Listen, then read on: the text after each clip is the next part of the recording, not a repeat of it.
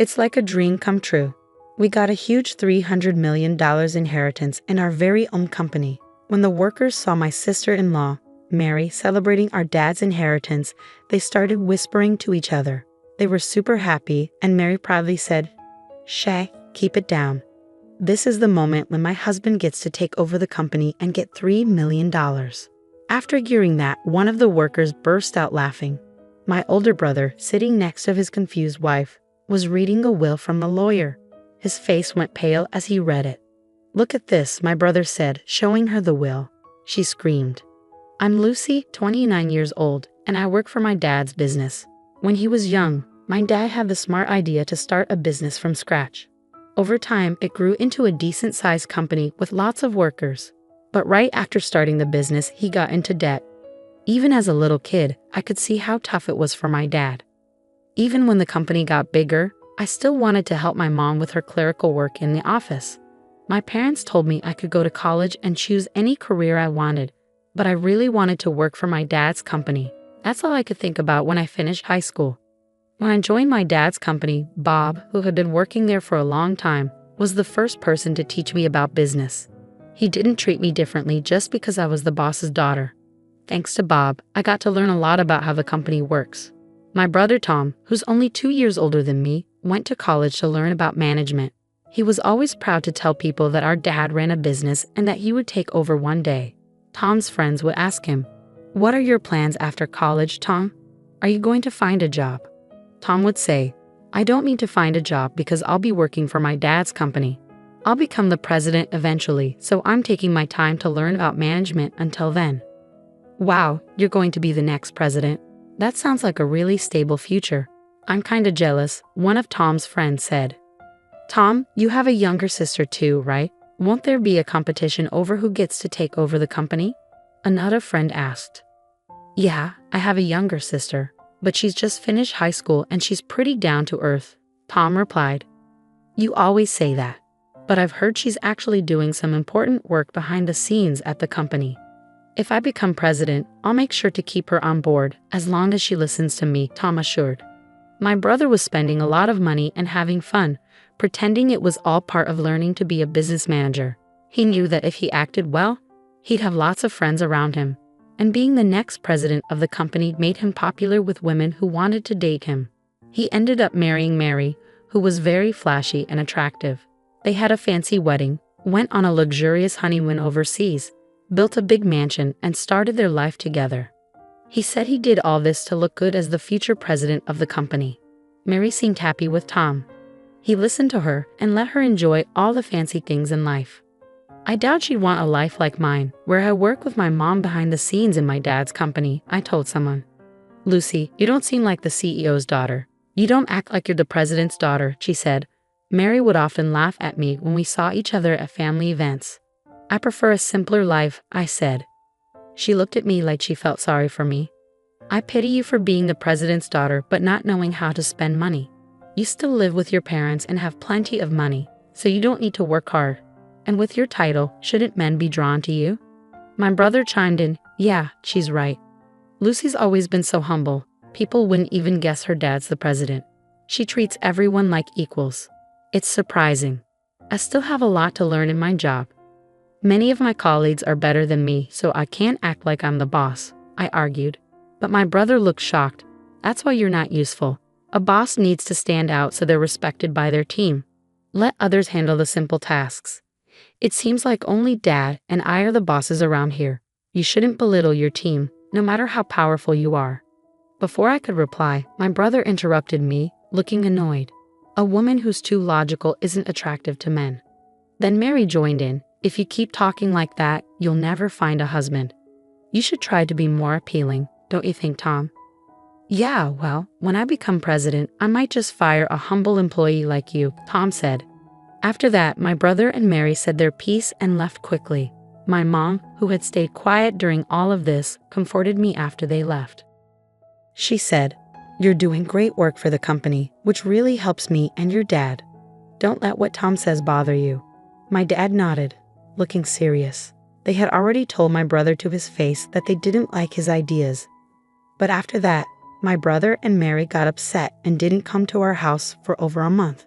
I remembered how gloomy it was during that time, so I told my parents, Tom and Mary can say whatever they want. After that, Tom and Mary kept living their lives however they wanted, going to fancy restaurants and luxury resorts. It was all to make it seem like Tom would be the president of my dad's company one day.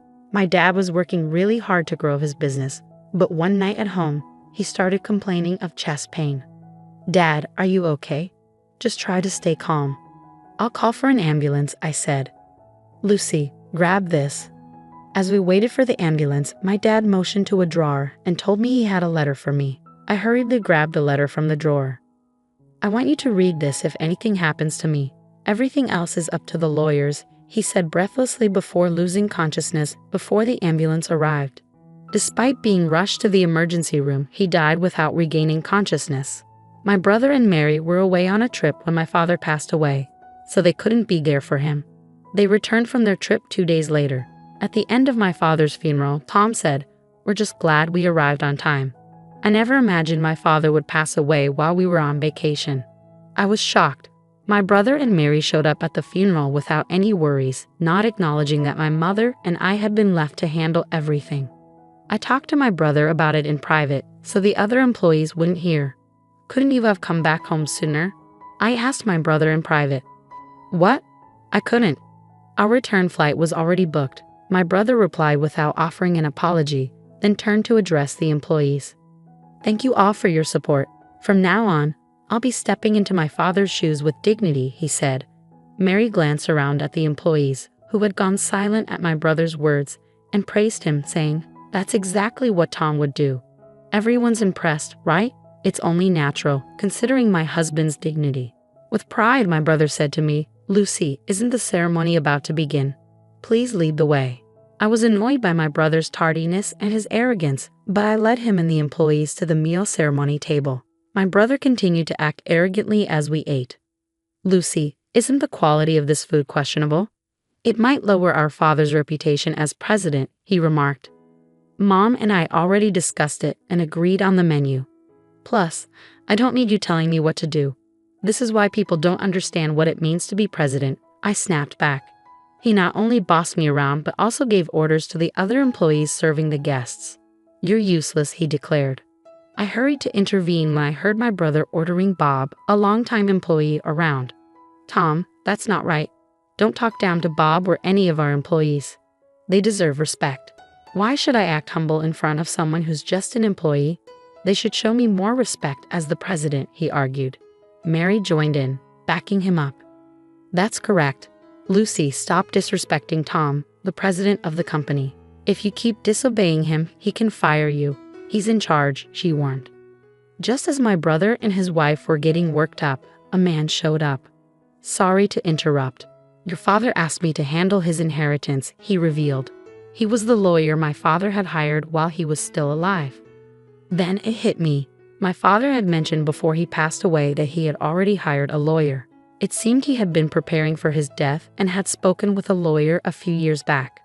My brother and Mary's faces lit up when the lawyer mentioned inheritance. They eagerly welcomed him into their room. Tom said, "Thank you for coming. Let's get this done as soon as possible." But as he spoke with the lawyer, Tom started to cry. Wasn't my father's inheritance supposed to be $300 million?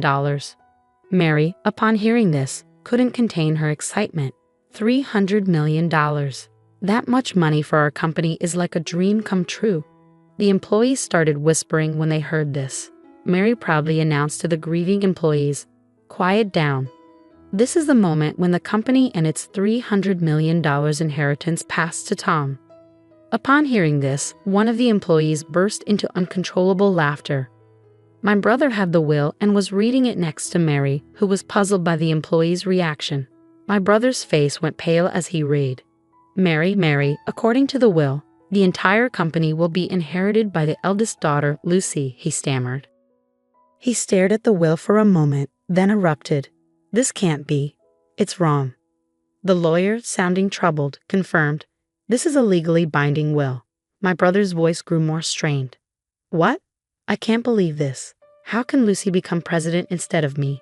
"Maybe Dad was just getting old and forgetful," Mary chimed in. Yeah, your father wasn't thinking straight. A will made by someone losing their mind is worthless. Hearing this, I lost it. I couldn't stand by while they insulted my late father. I couldn't let anyone, even family, disrespect my father, who was a good man till the end. Stop. The idea of my brother Tom becoming president is even more absurd, in my opinion, I asserted. My brother was furious. What are you trying to say? That I'm not fit to be president? He snapped back. Without hesitation, I fired back, you're absolutely right. How can you lead this company if you've never contributed to it? Don't be ridiculous. Mary and I even built a mansion fit for a president, and we made sure to project the image, he defended. Building a mansion unsuited for a leader and dining extravagantly? That's not good for business. And didn't Dad cover most of the costs for that house and extravagance? How would you even know? I countered. Just before he passed, Dad left me a letter. In it, he outlined all the money he had spent on you and said he would give you a gift during his lifetime. So your share of the estate is practically nothing, I disclosed. Mary panicked. Hold on. Is the inheritance really worth $300 million? Have we already spent that much? It's not fair that we're left with so little. The employee who had been laughing earlier quickly approached Mary and explained that $300 million is from the company's assets, not personal wealth. I'm sure all the employees here understand that. Company funds aren't meant for inheritance, I clarified to Mary. Exactly. The company's money isn't meant to be divided among family members, so I doubt my brother's share is significant, I added. That's heartbreaking, Mary sighed. Oh no, Lucy. Mary was shocked. The inheritance? $300 million? My brother suddenly stood up as if he'd had a revelation and shouted at the employees, Do you really want a plain woman like Lucy as your company president? You must see that I'm more qualified. I have the same charm as my father. None of his colleagues sided with him. Bob took the lead and spoke to my brother. Your father, the one you're succeeding, was a charismatic founder of this company, but you and he are different. What you have is arrogance, not charisma. My brother flew into a rage when Bob calmly countered him. Tom, you may hold a position in our company, but us, the employees, hardly ever see you around. I don't have time for actual work in the company. I'm too busy networking with others. There's no time for menial tasks, my brother argued. Networking? Going on trips and partying all night? Is that what you call networking? That's hardly enough. Bob continued, meanwhile, Lucy's been putting in hard work every day, learning about the company while quietly handling her behind-the-scenes duties. I see the same dedication in her as I did in your father. Lucy is the right person for the job as far as all of us here at the company are concerned, Bob concluded. The other employees nodded in agreement. I was touched and responded, Thank you all so much. Honestly, I'm taken aback by this news, but having seen my father's passion for the company firsthand, I share the same dedication. I'm grateful for your continued support. The employees warmly applauded as I bowed deeply. Emboldened by their applause, I spoke firmly. Each one of you here is a valuable friend who has contributed to our business. Anyone who overlooks that isn't fit to be part of this company, let alone its president. Even the president can be fired by the employees. My brother grew annoyed upon hearing this. What are you talking about? I'm your brother. What are you even talking about? You were the one who said you'd fire me if you became president, brother. I reminded him. I can't keep paying a salary to an incompetent employee just because he's family. This is ridiculous. Can someone please help me out here? My brother pleaded for support from those around him, but all he got were cold stares from the employees. Seeing that nobody was backing him up, my brother and Mary left in a hurry. After that, Tom lost his job and relied on the small inheritance he received. But it didn't last long. Can you lend me some money, Lucy? He asked, kneeling before me. I was disgusted by my brother's behavior. Even after losing his job, he didn't try to find a new one and was still expecting help from the family. I firmly told my mother not to give him any money. His friends, who had once been supportive, turned their backs on him when they found out he lost his presidency to me, his sister. When Mary married my brother, she had envisioned being the wife of the company president, but none of her friends showed any sympathy for her. As their financial situation became dire, my brother and his wife decided to sell their mansion. The proceeds from the sale could have sustained their lifestyle, but without any income, their savings quickly dwindled.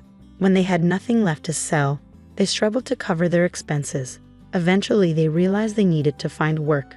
However, no one was willing to hire them because they lacked any work experience. Eventually, Tom found a part-time job at a convenience store. Now, he's in an unfamiliar role, facing criticism from younger coworkers. Mary's situation changed too. She's no longer a full-time housewife but now works as a cashier at a supermarket, alongside the very part-time housewives she once looked down upon. Her salary is low. Meanwhile, I'm using my experience from behind-the-scenes work to help the company grow. With support from Bob and other employees, the company is thriving. Ironically, my brother's situation has strengthened employee unity. I've pledged to keep working with my mother to expand the business, aiming to bring pride to my Father in heaven.